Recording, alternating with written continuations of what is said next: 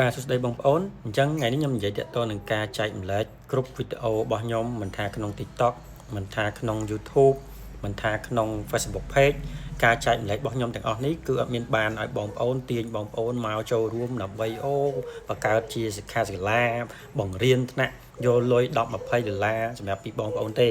អញ្ចឹងការចែកម្លែកទាំងអស់មានចំណុចណាខ្វះខាតបងប្អូនអាចបញ្ចេញមតិយោបល់បន្ថែមបាទផ្ដល់យោបល់បន្ថែមយោបល់ល្អៗដោយក្រមសីលធម៌អញ្ចឹងបងប្អូនបាទព្រោះអីការចែកម្លែករបស់ខ្ញុំជាកសលផលបុណ្យរបស់ខ្ញុំទេខ្ញុំអត់មានបានចែកម្លែកហើយ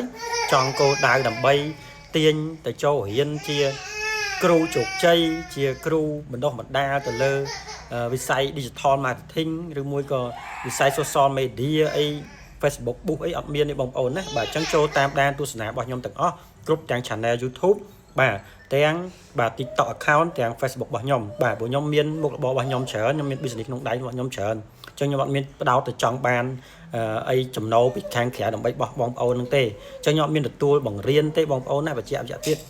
អាចចូលមើលវីដេអូខ្ញុំដោយ free បាទខ្ញុំនឹងចេញវីដេអូតអត់តែខ្ញុំមានពេលខ្ញុំចែករំលែកជូនបងប្អូនដោយមិនគិតថ្លៃតែម្ដងបាទ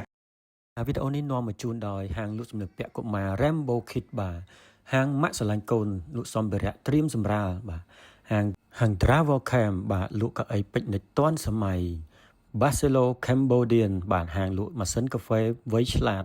Smart Cam បាទកាមេរ៉ាសុវត្ថិភាពទាន់សម័យភាពវៃឆ្លាតនិងការពីសុវត្ថិភាព